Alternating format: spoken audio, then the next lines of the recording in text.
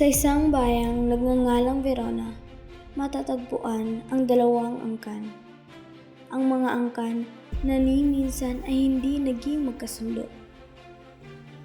Ang mga Capulet at Montague. Montague, hindi pa ba kayo titigil sa inyong panggugulo? Kayo ang nagsimula. Lagi niyong inapi ang aming angkan. Hindi kami atras sa inyo. Kung gayon, harapin niyo kami.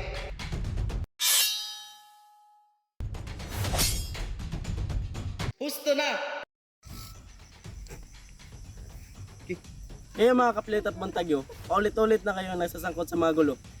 Kung sino man sa inyo ang muling magpapasimula ng away, aking paparusa ng kamatayan. Habang muling nag-aaway ang dalawang angkan, ay muling binisita ni Romeo ang kanyang unang pag-ibig upang ang puso nito ay kanyang hilingin.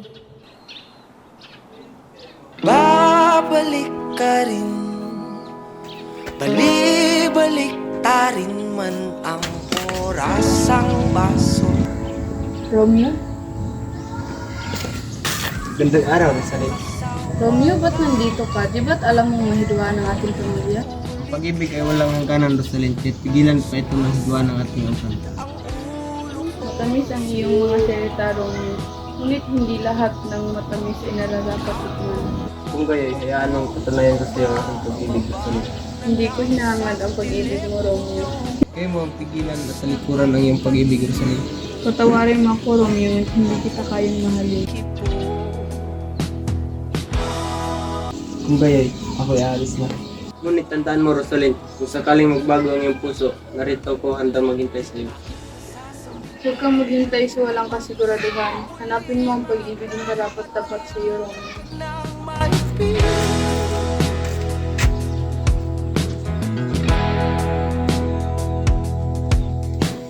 Ilang gabi na rin laging gising at di na mapakaling tabihan at kumutan ka sa pag-ibig.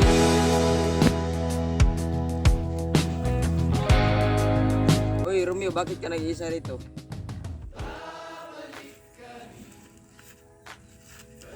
Bigat ang aking dibdib, Benvolio. Ano ang gumugulo sa iyo? Pag-ibig, Benvolio. Naninirahan na naman sa aking isip si Rosalie. Siya ang una kong pag-ibig, ngunit hindi niya ako mahal. Ka rin, babalik ta rin.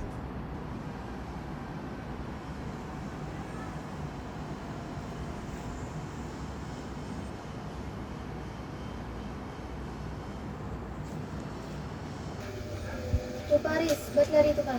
Really, Capulet.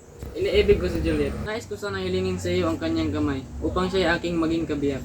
Ngunit Ginoo, bata pang aking anak. Ngunit kung siya'y sasangayon, papayag ako. Nga pala, may kasiyahang magaganap bukas ng gabi, inibentahan kita. Saan mong ako'y makakarating? Peter, maaari mo ba itong dalhin sa mga bisita upang maging paanyaya sa pesta? Masusunod.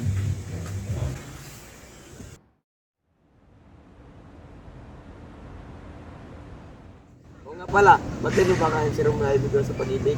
Ah, bakit? Pinanggihan ni Rosalie ang kaniyang pag-ibig. Mga Ginoo. Marunong ba kayo magbasa? Oo naman. Maaari niyo ba itong basahin? Pista ng mga Montague bukas. Maraming salamat kung kayo ay mga Montague, dumalo kayo.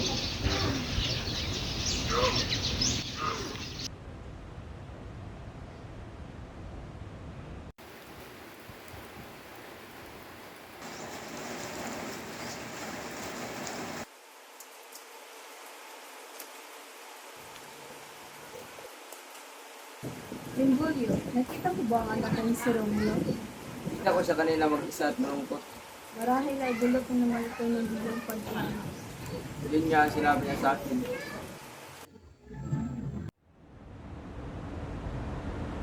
Romeo! Ano yung nasa mata mo? May kisiyahang magaganap mamaya sa mga Capulet. Halika at pumunta tayo. Ibang ka na ba? Yan ay kasayahan ng mga Capulet, kalaban ng ating angkan. Hindi naman nila malalaman sapagkat ito ay maskarada. Nasaan nga pala si Julio? May ginagawa, tayo lang ang makakapunta. O ito, suotin mo.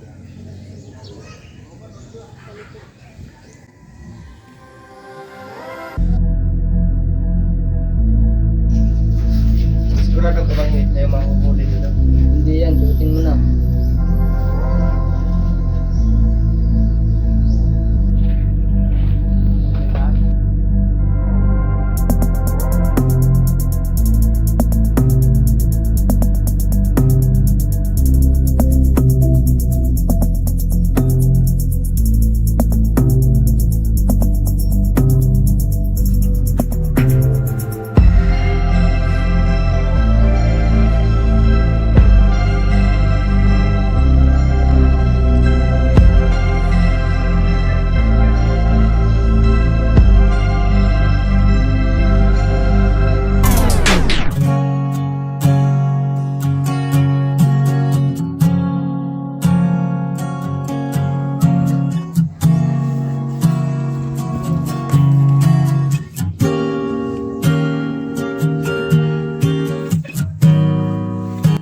Pare, bakit lang maisayaw, Juliet?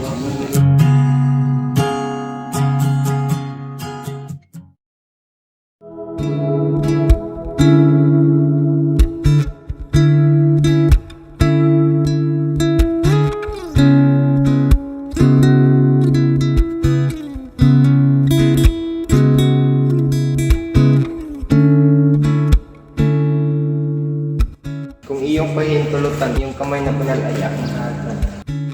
Juliet! Hinahanap ka na ni Binang Capulet. Masusunod.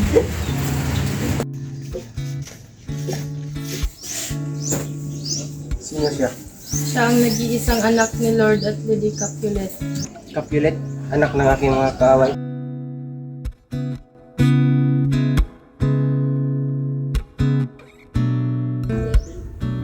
Nurse, kilala mo ba yung nakasuyo ko kanina? Siya si Romeo Montague, anak ng ating mga kaaway.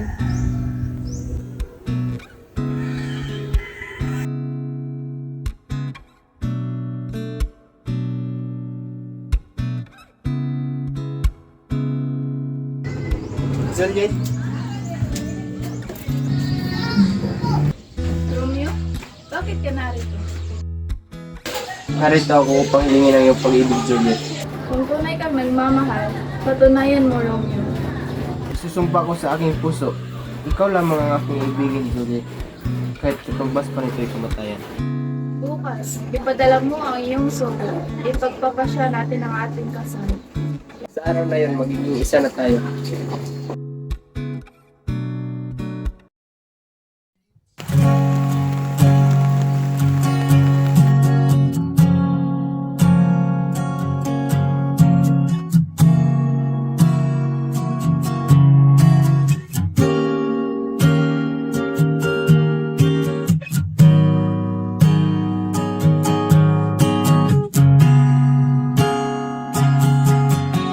Naway maging daan ang inyong ibig sa pagkakaisa ng inyong mga angkan.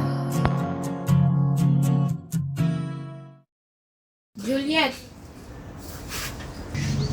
Maghanda ka, sapagkat ikay ipapakasal kay Paris sa muling pagsikat ng araw. Ngunit hindi ko siya mahal. May nagmamayari na ng aking puso. Ngunit iyon ang utos ng iyong mga magulang. Huwag kang mawala ng pag-asa, Juliet. Sundin mo ang tibok ng iyong puso.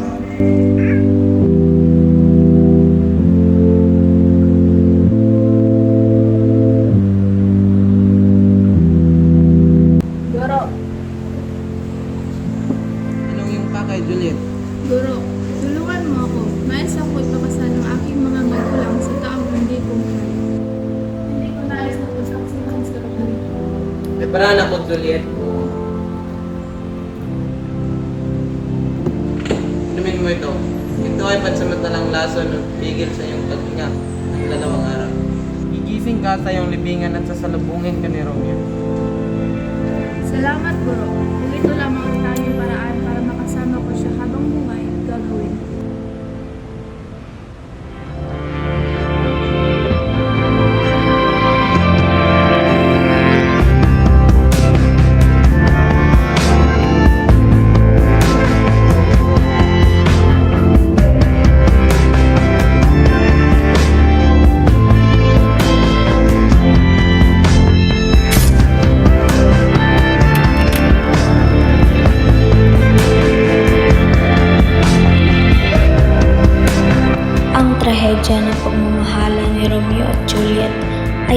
testimonya na ang tunay na pag-ibig ay walang pinipiling panahon, antas o hadlang.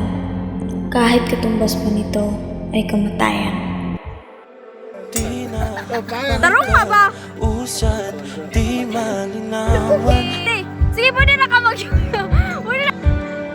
Di na mabura ang iyong mga larawan.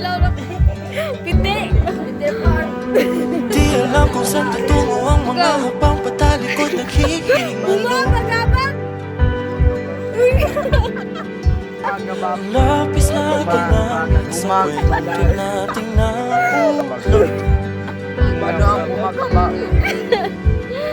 Bawat buklat ng aklat nabalikan. Mga liham na ang laman kagayang dala. Ikaw lang ang mayata sa lahat ng pahinang sinulat ng tulanan. Ikaw at ikaw pa rin. Kapoy na